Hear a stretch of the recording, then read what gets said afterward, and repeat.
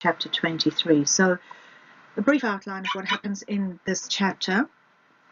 There is an ambush on Dracula's Piccadilly home. He escapes, and Van Helsing hypnotizes Mina, who reveals that Dracula is clearly escaping on a ship. So that's where we're going here. In this chapter, obviously, we see further similarities between Dracula and Van Helsing, because, of course, they both use hypnosis very effectively, although Van Helsing uses it for the purposes of healing and in the surface of their quest, whereas Dracula uses it for controlling reasons. So we have this chapter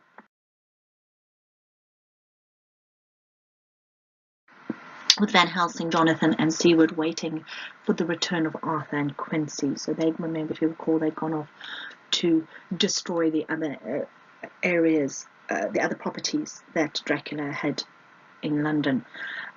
In an effort, obviously, to distract Jonathan from Mina's condition, Van Helsing informs them that Dracula must be killed because, of course, he's expanding his circle of power, because he wants to obviously hurt and harm innocent people. And again, Van Helsing reminds them that Dracula is in fact immortal, and he can afford to wait and go slow. So that is perhaps why Dracula can be seen as developing and gaining strength so slowly. Van Helsing also obviously reminds them that Dracula used Renfield to gain access to Mina. So we have Seward's diary here, and we have his description of Jonathan. He describes him as a drawn, haggard old man. He is like a living flame. So despite his haggard appearance, Jonathan has had to restrain his righteous anger and his desire for revenge. And I think it's important to note that his strength of character is clearly evident, because he's willing to sell his soul to see Dracula in hell. Now, as a modern audience or a modern reader, we don't see that as such an extreme example of devotion. But of course, a Victorian audience would have had an exhalation of shock, because they realized how serious this was. Jonathan also says he would rather he would be prepared to become a vampire if this is the only way that he can be with Mina. So this man who seems so stoic and quite boring clearly is a very passionate individual who cares deeply for his wife. But despite this, he's obviously still rational enough to be guided by the wise counsel of Van Helsing, and obviously by Mina's compassion. So we note how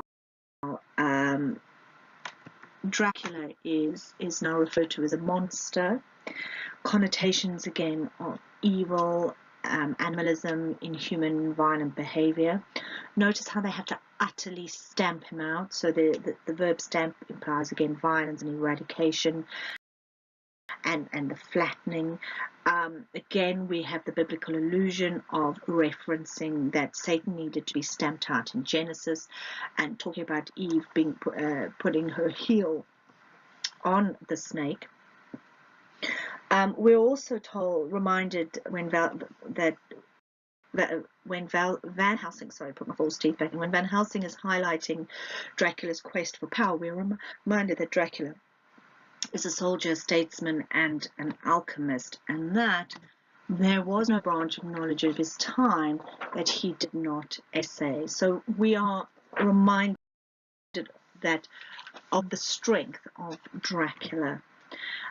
In fact, Van Helsing considers how successful Dracula's experiment has been. Now, when we talk about the experiment, we're talking about his leaving Transylvania, moving to London, and they look at the consequences, and the failure of the experiment means that Dracula will go on to be the father, not life. So this implies, again, not just Western civilization, but all of humanity is under threat. So that's what is so important. Again, you need to look at the fear of alien menace, the idea that one alien begets many, and before you know it, the whole society is enslaved. And again, some of these ideas can certainly be found in H.G. Wells' War of the Worlds. The theme of alien menace, District 9 is another example. And I think it's important, therefore, that we recall that this is not just a story about vampirism, but also the impact of other ideas, cultures, and beliefs on a nation. And again, it brings to mind thoughts of xenophobia and fear of that. Wait and go slow. Remember, he is immortal. Harker clearly has not been paying attention. He says, I fail to understand, or to be more plain. So perhaps he is so focused on Mina that he's unable to focus on two things at once. And of course, Van Helsing says, my child, I will be plain. Do you not see how of late this monster has been creeping into knowledge experimentally? So how he's so worried about Mina, and he's now kind of, well, how is Dracula going to control him? And we are reminded again of hypnosis and the idea that Dracula can use mind control.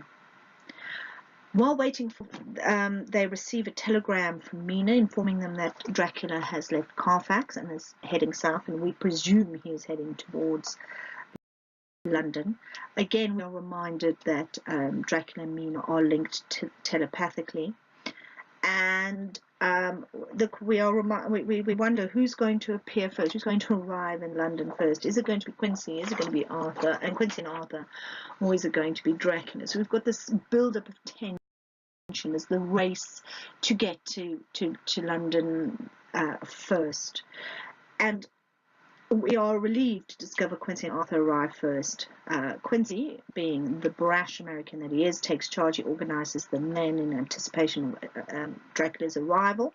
They've sterilized the remaining boxes, and now they are hiding in wait because they are hoping to kill him when he enters. So they hear a key in the front door, and with a gigantic panther-like leap, Dracula enters, and he manages to elude their capture. Okay, through his diabolical quickness, he avoids their attempts to kill him.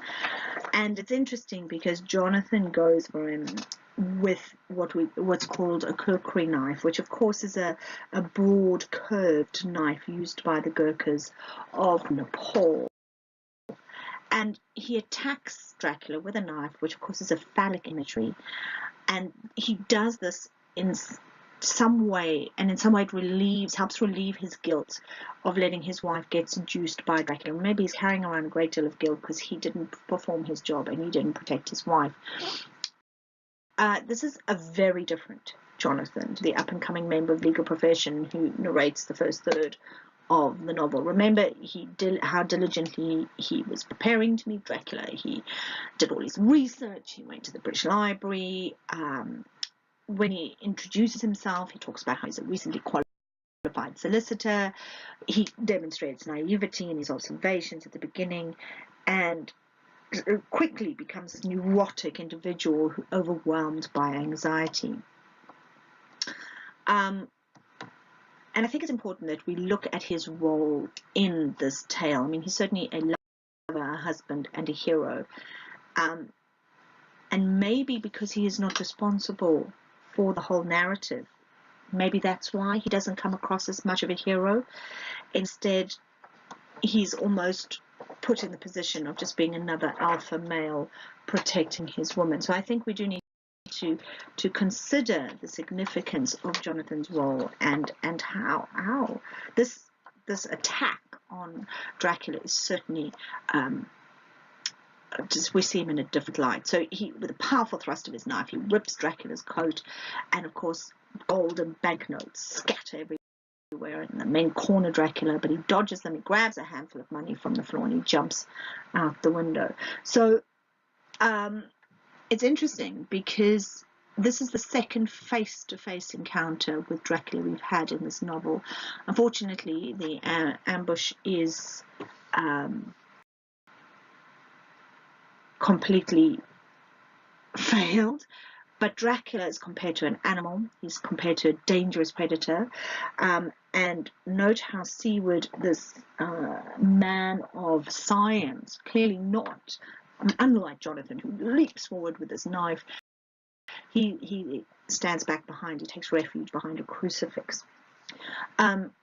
Before he runs, Dracula does. He bends down and grasps a handful of money from the floor. So even in the height of this battle, this ambush, Dracula seems to be pragmatic when it comes to money, because he stops to pick it up. Maybe he hoards money, maybe he covets money. This could add to him being even more of a villain. On the same edge of on the opposite side of the coin, perhaps, though, he needs the actual cash. He's unable to travel and move without actual cash. He would need to liquidate some of his assets, whereas and he's pretty pragmatic about it. But as he leaves, he yells that they will be sorry. You shall be sorry yet, each one of you. My revenge has just begun. Okay, he really does. He's given this is his second villain monologue, and he addresses the reader and the characters in his own voice, and he talks. He is directing his disdain, which he, if you remember correctly, showed towards the Transylvanian peasants right at the beginning, and now he's aiming it at the educated middle classes in London. He is absolutely full of anger and disdain for these people. And of course, Van Helsing says to the rest of the group, this is because he is afraid. And Van Helsing seems pleased that, of course, Dracula has demonstrated fear, because in his eyes, this gives him an advantage over him. It gives them confidence. They believe that they're gaining ground over their enemy, and this is going to help them in their fight. Yes, Dracula has an advantage. He is immortal, but the men can now see almost a light at the end of the tunnel. They can see that perhaps if he is showing fear, even though he's immortal, they may have unearthed some of his weaknesses. So the men return to Mina, and we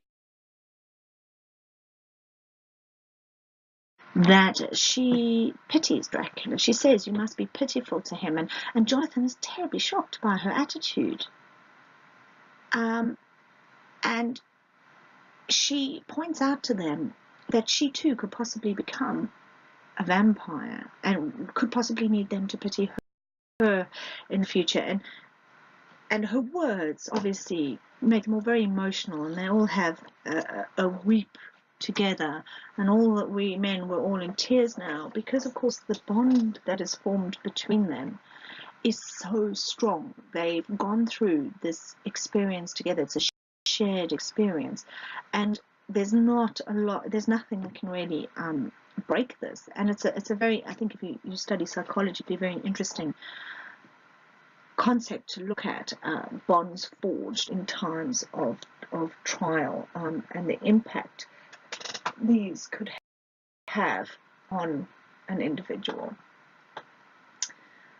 Mina and Jonathan go to bed. Quincy, Seward, and Arthur take shifts standing guard. And we move on to Jonathan Harker's journal. So he is, again, here we get some of his view on the ideas, on the events that have happened. And in the morning of October the 4th, he tells us that Mina asks Van Helsing to hypnotize her. And again, we are reminded of Mesmer and the idea of hypnosis, and how it works. And if you recall, we looked at hypnosis and it being just a different state of the mind. And she says to them to do it before dawn, for I feel that then I can speak freely. So under a trance, Mina is going to reveal that Dracula is on a ship, and she says to them, why don't, and in fact we know, because she talks about the lapping of water and the creaking of chains, and she wants to know, why don't they just let him leave? Why do they have to go through all of this? But Van Helsing obviously says that because he is immortal, Dracula can wait for Mina to die and then claim her soul. So he's trying to make her realize that they need to do this not just for mankind, but also for her. And under hypnosis, of course, Mina enters into the spirit of Dracula. She becomes one with his spirit and is able to becomes aware of flapping sails, the lapping of water, the creaking of an anchor chain. And of course, therefore, Van Helsing through this can conclude that Dracula is already on a ship that has set sail. And he now understands why, of course, Dracula was so desperate to retrieve his gold coins, because of course he needed to pay for his passage out of the country, and he actually needed physical money in order to do that. So what happens? The gents realize that the group realize that they can't simply drive Dracula out of England. That's not enough. They have got to destroy him completely. And therefore the third phase of the novel is complete, and we enter into the final phase, which is the chase, and it's about to begin. And once more, all of our main characters renew their pledge to destroy this man, this being, this vampire.